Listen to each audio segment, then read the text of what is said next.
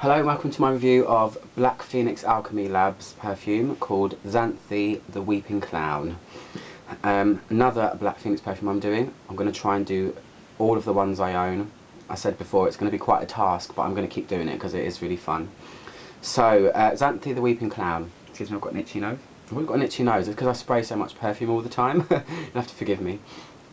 So this perfume is part of their Carnaval Diabolique section. It's one of my favourite sections. It's absolutely massive, and unfortunately it's no longer available, but they are going to bring it back, so you will be able to get the perfumes from there when they eventually decide to bring it back. They've got a thing on the website that says the carnival has gone dark, which means you can't buy them anymore. So I'm choosing to review this one because I'm actually going to try and finish this one now. I've had it for a while and I don't give it enough love, so I'm going to start to wear it a lot more often. But the Carnaval Diabolique scents, what they are is they've done an entire set, or it's literally gone in 5 sets. They've done it as different acts, Act 1, Act 2, Act 3, all based on a very creepy, dark carnival, and there's a lot of strange characters. The oils are themed on like snake women and bearded lady and Siamese twins, and even rides and parts of the carnival. But this one, Xanthe the Weeping Clown, I'm not sure if I've put the picture at the beginning because I haven't actually done that part yet, but if not I'll show you the picture of her so you can try and get an image of what they were going for. And when you read through the perfumes on their site, it kind of reads like a story, like you're walking through a carnival and each character has its own kind of little bit and then a description of what the perfume is. And I'll talk a bit about what I think about this one in a minute, but I will read you their description of Xanthe the Weeping Clown and see what you would gather from what you would think would be in it, and then I'll give you the notes because it's quite different, I think. But it says, from the corner of your eye you see what seems to be a swirl of pale translucent spirits. Ghostly in form, their faces are masks of pain and fury. Their insubstantial bodies churn and roil around a hissing, wailing clown. Her grease paint is smeared with tears, and her fanged crimson mouth is turned down in a vicious scowl while blood drips from her lips. Her costume is torn and threadbare, and a still bright glint around her waist draws you to eyes of an arsenal of razors, knives and cleavers hanging from her belt. She swats futilely at the spirits, as she shoves and scratches her way through the crowd. So that's the description of her. This is supposed to be some really creepy clown, very scary. I can imagine, you know, if you're scared of clowns already, that's not going to really help you in any way. I'll show you the picture of her because the artwork that goes with the Carnaval Diabolique perfumes is incredible. They've got the same artist, I think, to do them all, and they've really captured this essence of a very scary place that I don't think you'd really want to go to.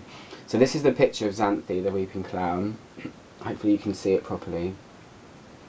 She looks quite sombre and sorrowful and a vengeance. Her knife's cool and like spiky and purple. I love her. So I think, you know, gathering from that, what would you think would be in it? Take a second to think about it while I just bring up the actual notes.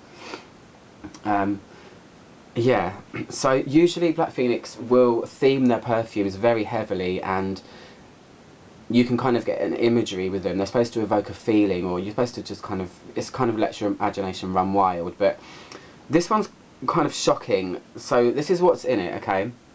Guava, orange peel, white pepper, spun sugar, and apple blossom.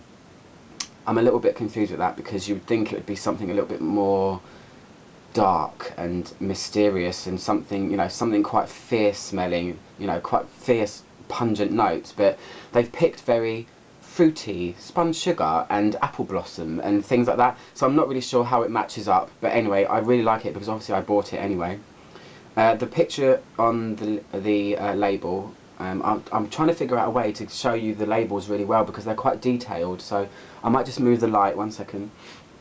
So that's the label. It's got a picture of Xanthe obviously on it.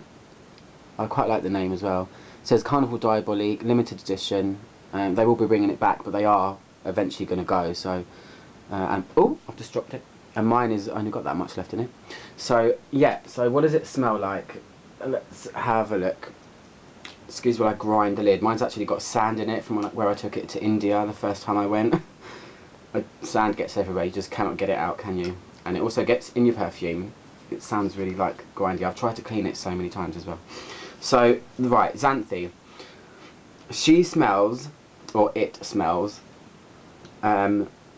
it starts out with kind of a little tiny spark of pink pepper. Pink pepper is peppery, but it's not as peppery. Basically, it's pink pepper. It's It's toned down a lot. It's really nice actually. I've had another perfume by them that had a lot of pink pepper, and I got to experience what it actually does smell like. You can smell it very slightly in this, and it smells of guava straight away. But it has an overall feel of bubblegum. It smells like bubblegumminess to me, if that's even a word. I make up my own words, I do apologise. So it smells kind of like fruity bubblegum, and the spun sugar gives it quite a very slight softness, but it is quite punchy smelling. It does have that fruity punch to it. And from wearing this previously, within about 10 minutes it changes drastically, and it literally, the apple blossom explodes, and it really starts to smell like apple flavoured bubblegum. Apple blossom I've never smelled on its own, but judging from what this smells like, I'm going to say it pretty much smells like a slightly more floral version of apple, and that's what really stands out in this. It does smell quite smooth once the pink pepper kind of dies away. It's got a smoothness, and a very slight sweetness. It's not very, very sweet. It just smells mainly of apples, but slightly bubblegummy as well. It's really fun smelling. It's not the longest lasting of their perfumes. It projects really far, but then it fades really quickly, which is, you don't want your perfume to do that. You do want them to have a bit of longevity, but if you're anything like me, I like to apply and reapply. Sometimes I get obsessed with the top notes of a perfume, and once they go, I want them back, so I spray again. I do that all the time. It's terrible, but hey, you like what you like. But yeah, that's it really. That's pretty much what it is. It just smells mainly appley, and nothing to do, I don't think, with the dark, mysterious, murderous clown. I really just like the theming behind it, and I like the notes. That's why I purchased it, and I like it. You know, it's not, it's just not the best themed one that they've ever done, I don't think. So yeah, that's it really. That's all I can say. That's my review of Xanthe the Weeping Clown. Thank you for watching. Bye bye.